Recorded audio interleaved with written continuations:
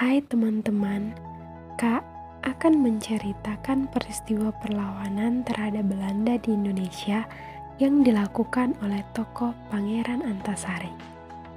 Pangeran Antasari berasal dari Banjarmasin, Kalimantan Selatan.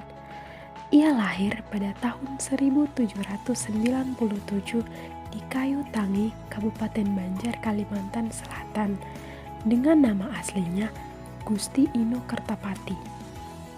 Ia dikenal karena usahanya dalam memimpin perlawanan terhadap penjajahan Belanda pada abad ke-19 yang dikenal dengan peristiwa Perang Banjar.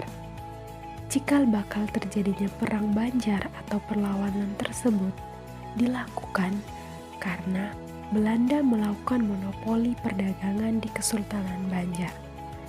Belanda juga ikut mencampuri urusan Kesultanan Banjar yang membuat situasi kerajaan bertambah kacau. Hal tersebut membuat rakyat Banjar menderita akibat perlakuan sewenang-wenang Belanda, termasuk kerja paksa yang diterapkan oleh Belanda.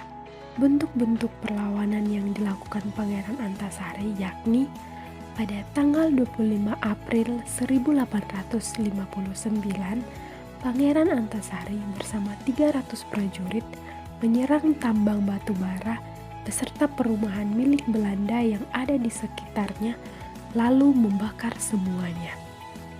Bukan hanya itu saja, Pangeran Antasari juga melakukan usaha perlawanan lagi dengan melakukan penyerangan ke perkebunan milik Belanda.